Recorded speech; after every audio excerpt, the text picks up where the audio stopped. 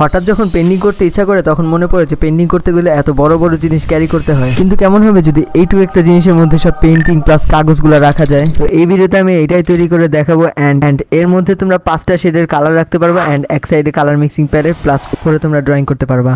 তো এই জন্য আমি পিভিসি বোর্ডের 2টা শীট নিয়ে নিই। আর তোমরা ভুলে কেউ কার্টুন ইউজ করতে যাও না, তাহলে পুরো জিনিসটাই নষ্ট হয়ে যাবে। এরপর আমি পিভিসি বোর্ডের স্ট্রিপগুলো কাট করে নিয়ে আঠা দিয়ে লাগিয়ে একটা প্যালেট বানিয়ে নিয়েছি। আর আমার কাছে অফসাইড পেপার না থাকার জন্য আমি দিস্তা কাগজের পেপার ইউজ করেছি এটা নোটবুক বানানোর জন্য। দেন আমি এই পেপারগুলোকে একদম সাইজ মতো করে কাট করে নিয়েছি যাতে করে এটা ভিতরে সুন্দর মতো করে ফিট হয়। দেন আমি পেপারগুলোকে একসাথে করে এর উপর দিয়ে টেপ লাগিয়ে দিয়েছি। দেন এর সাইডে যে এক্সট্রা টেপগুলো বের হয়েছিল সেগুলোকে আমি কাট করে নিয়েছি। এরপর আমার নোটবুকটা তৈরি হয়ে গিয়েছিল আর নোটবুকটা কিছুটা এমন ছিল। তারপর আমি 2টা বেসকে একসাথে নিয়ে এটাও সুন্দর মতো করে টেপ দিয়ে সাইড দিয়ে লাগিয়ে নিয়েছি যাতে করে এটা সুন্দর মতো করে ফোল্ড করে রাখা যায়। অ্যান্ড এটা এখন দেখতে কিছুটা মেকআপ বক্সের মতো লাগতেছিল। তারপর আমি কি করলাম, 2টা ডাবল সাইড টেপ নিয়ে এর উপর দিয়ে লাগিয়ে নিয়েছি যাতে করে আমার নোটবুকটা এর উপর লাগাতে পারি। তারপর আমি নোটবুকটাকে সুন্দর মতো করে লাগিয়ে নিয়েছি এর উপর, আর সব ফাঁকা জায়গাগুলো রং দিয়ে ফিল করে দিয়েছি। এরপর এই জিনিসটা রেডি হয়ে গেছে।